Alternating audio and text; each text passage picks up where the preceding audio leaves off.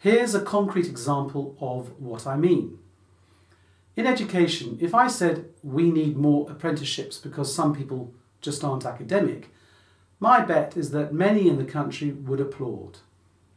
But you'd be missing the point, because this country needs very high-skilled apprentices who are able to command a salary level that someone living in an advanced economy expects.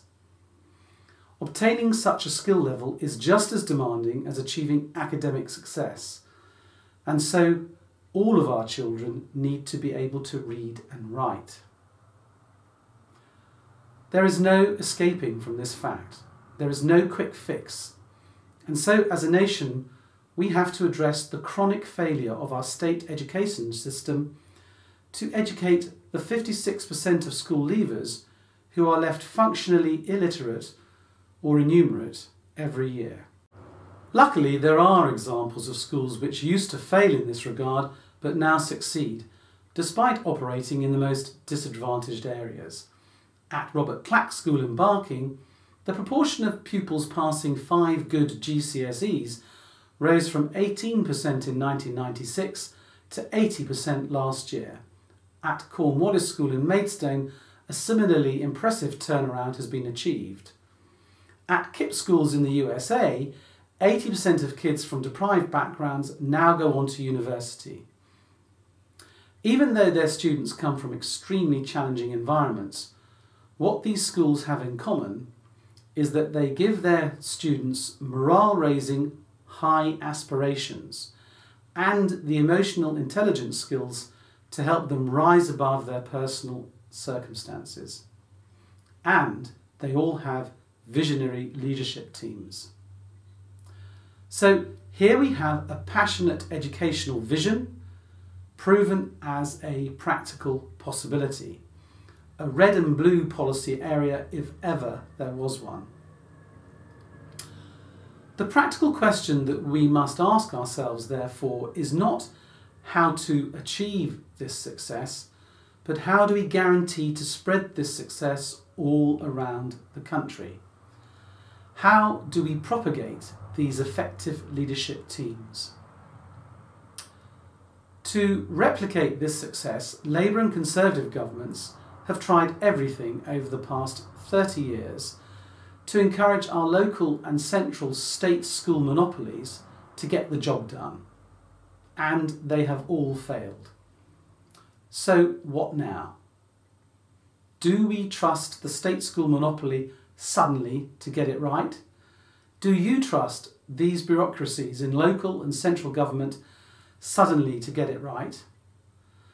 Perhaps, like the Conservatives, you have a utopian faith that charities, rich philanthropists, and perhaps parents themselves can get the job done.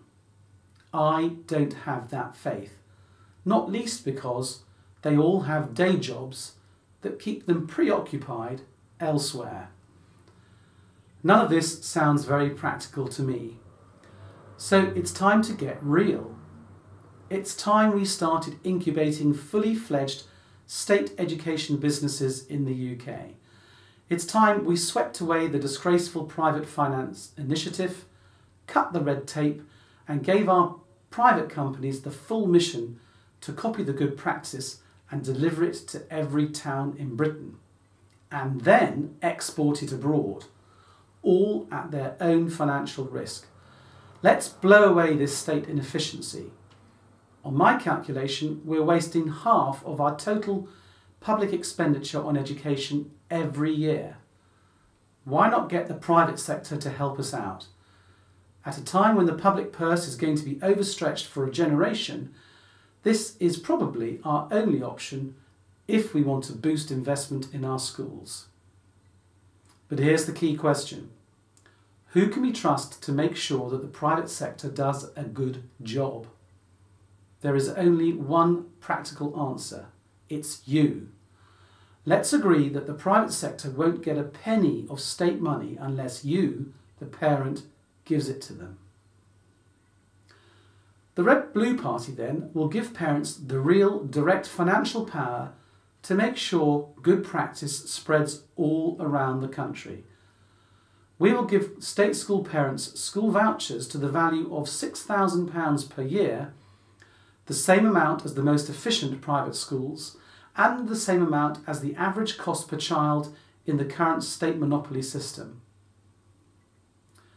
We will give parents who live in more challenging environments an additional voucher of £1,800 per year.